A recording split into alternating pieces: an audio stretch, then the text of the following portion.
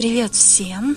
Я тут на полках Фикс Прайс увидела новинку среди консервов жаркое по-домашнему. Ценников даже еще не было, но стоит 79 рублей, так же как и индейка от Руском. Не могу не попробовать и заодно поделиться с подписчиками своим отзывом. Есть пометка, что изготовлено по ГОСТ и надпись «Много белка». Что бы это значило? Масса нетто 290 грамм и производитель ЗАО Лыткаринский МПЗ, но почему-то логотип Роском на банке отсутствует. Для сравнения покажу банку индейки от Роскома, и реквизиты производителя одинаковые.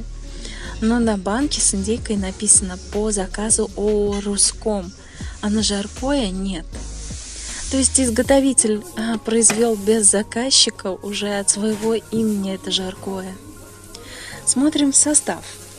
Мясные консервы из мяса птицы рубленые – это общее.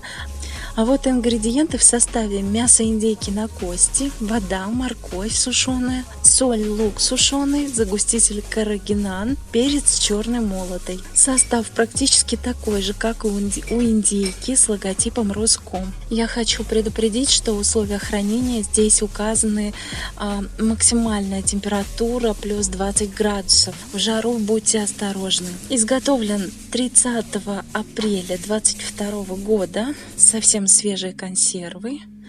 Ну что ж, посмотрим, что и как внутри. Вот так выглядит в банке.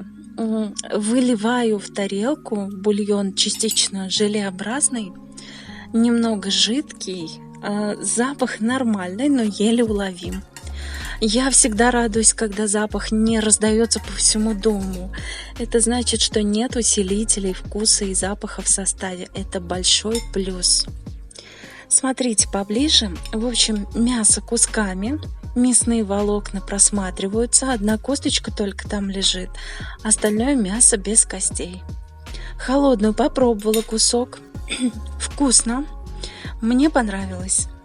Но на банке же сказано разогревать перед употреблением. Я разогрела. Вот показываю, что получилось. Запаха больше стало, и в разогретом бульоне мясо лучше просматривается. В горячем виде очень вкусно. Бульоны тоже с удовольствием поела. Я ставлю оценку из 5 баллов 5 с минусом за загуститель.